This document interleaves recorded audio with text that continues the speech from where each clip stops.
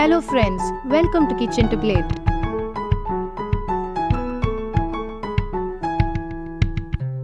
ரெண்டு நீளமான கத்திரிக்காயோட கொண்டையை செப்பரேட் பண்ணிட்டு நடுவில் கீறிட்டு இந்த மாதிரி பெருசு பெருசாக நறுக்கிக்கோங்க.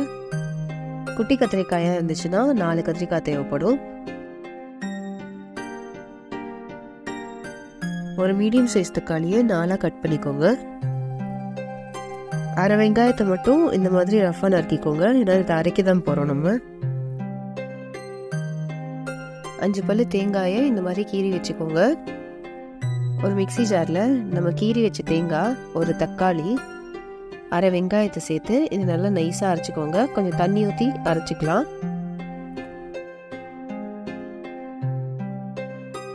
ஒரு கடாயில் 3 டேபிள் ஸ்பூன் நல்லெண்ணெய் சேர்த்துக்கோங்க. எண்ணெய் நல்லா சூடானதுக்கப்புறம் 1 டீஸ்பூன் கடுகும் 1 டீஸ்பூன் வெந்தயமும் சேர்த்து தாளிச்சுக்கோங்க. வெந்தயம் லைட்டாக நிறம் மாறின உடனே நம்ம கட் பண்ணி வச்ச கத்திரிக்காயை இதில் சேர்த்து வதக்கிக்கோங்க.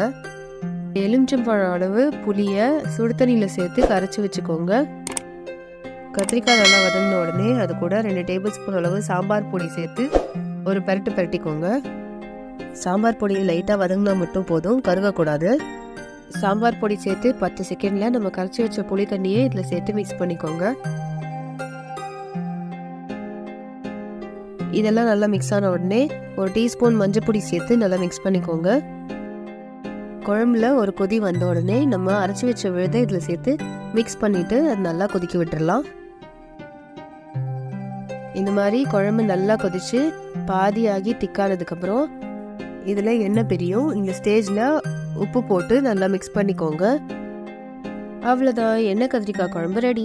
இது சாப்பாட்டில் சேர்த்து மிக்ஸ் பண்ணி சாப்பிட்டு பாருங்கள், அட்டகாசமாக இருக்கும். இந்த ரெசிபியை ட்ரை பண்ணி பார்த்துட்டு எப்படி வந்ததுன்னு எங்கள் கமெண்ட் செக்ஷனில் சொல்லுங்கள். பிடிச்சிருந்தா எங்கள் சேனலை சப்ஸ்கிரைப் பண்ணுங்கள். அப்படியே ஃப்ரெண்ட்ஸோடையும் ஷேர் பண்ணிடுங்க.